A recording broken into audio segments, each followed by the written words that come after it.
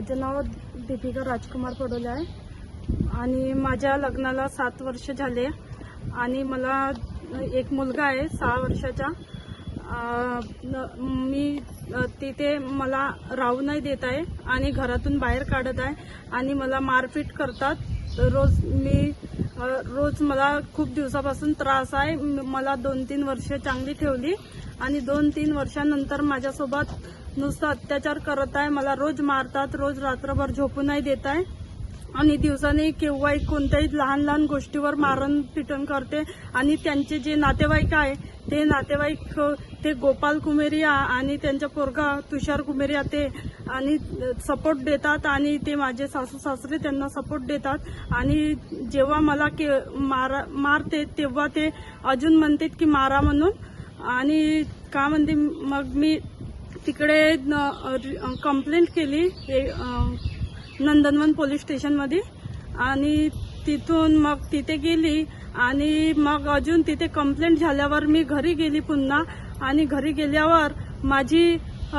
मला ताला लावला आणि ताला लावला होता तर मग मी त्यांच्याकडे चाबी मागितली तर चाबी मागितल्यावर मला म्हटले की तुला इथं ठेवायचं नाही आहे, तू अजून कंप्लेंट द्यायला गेली तर अजून मला मारायला लागले। मग सगळे मिळून माझे ननद वगैरे आणि तो गोपाल कुमेरिया आणि त्यांच्या पोरगा तुषार कुमेरिया आणि जीवन कुमेरिया हे 3 माझ्यावर धावले आणि मग मला तिथून खूप मारहाण केली। मी बेहोश झाली होती घरी आणि घरी बेहोश झाल्यानंतर मी अजून परत 112वर कॉल केला आणि 112वर कॉल करून मग मी पोलीस स्टेशनमध्ये पोहोचली।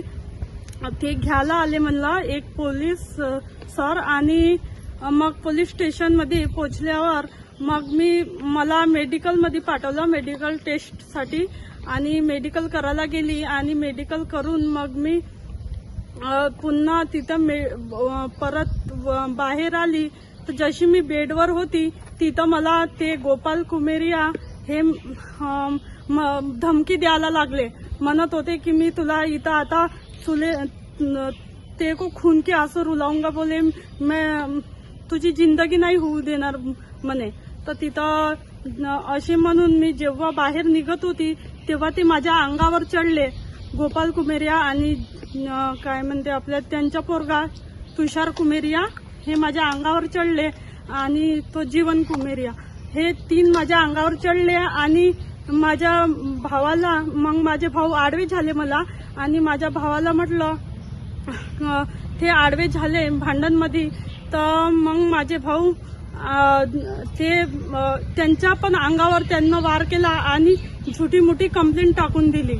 ते कोणत्या याच्यावर कुठे टाकली मला नाही माहिती पण त्यांची झुटी कंप्लेंट टाकली मग आणि माझ्यावर वार करून आणि मग मी अजून नंतर पोलीस स्टेशनमध्ये गेली आणि पोलीस स्टेशनमध्ये नंदनवनच्या पोलीस स्टेशनमध्ये मी त्यांना अजून सांगितलं की माझ्यासोबत असं झालं आहे तर त्यांनी त्यांच्यावर काही असं म्हटलं नाही आणि आता तिथं महिला सिल्लेजा असं म्हणून दिलं मला आता तुमच्या इथं काही आहे नाही म्हणून तर माझी काही कंप्लेंट घेतली नाही पुन्हा आणि मग मी तिथून गेल्यावर हे माझ्या भावांना आणि माझ्या आई बाबाला तिथं त्यांना खूप म्हणजे मी तुझ्या भावाला पाहून घेईन, तुझ्या भावाची गाडी मी जिथं तुम्ही म्हणजे ते ट्रक चालवतात ते काय आहे तर ते इथं तुझे भाऊ राहणार नाही, जिथंही दिसन तिथं मारून टाकीन तुझ्या भाऊ दिला। तुमच्या नवऱ्याचा काय रोल होता? माझ्या नवऱ्याने मला ते घरी नको येऊ आणि मी तुला ठेवायचं नाही आहे, मी तलाक देऊन देतो। माझ्या तो लहानसा मुलगाला म्हणते की तुझ्यासोबत काही माझा संबंध नाही आहे असे म्हणून। लग्नाला किती वर्ष झाले? रोज मारतात। लग्नाला किती वर्ष झाले? 7 वर्ष झाले।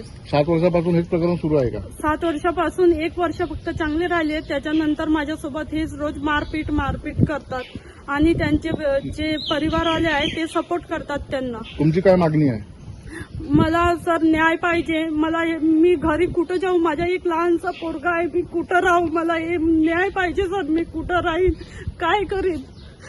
एवढंच माझं बोलणं आहे. इनकी चोट और मुझे जो समाज में बदनाम करके रख दिया है, मेरा वो वीडियो वायरल करके, और मैं वो उससे बहुत परेशान हूँ. मेरा कुछ दिमाग समझ में नहीं आ रहा मुझे क्या करना है. तो वो वीडियो से मैं मुझे ऐसा लग रहा है कि मैं कुछ भी कर लूँ और मैं कुछ भी मेरे साथ गलत कर लूंगी. ऐसा जब मेरे को न्याय नहीं मिला तो मेरे को इस बात का न्याय चाहिए कि ये मेरा झूठा ये मुझ पे क्यों इल्जाम लगाया जा रहा है, क्यों मेरा ये वीडियो वायरल करने वाला वो होते कौन है, और ये मेरे फैमिली के बीच में और मेरे फैमिली मैटर के बीच में ये लोग आ रहे हैं.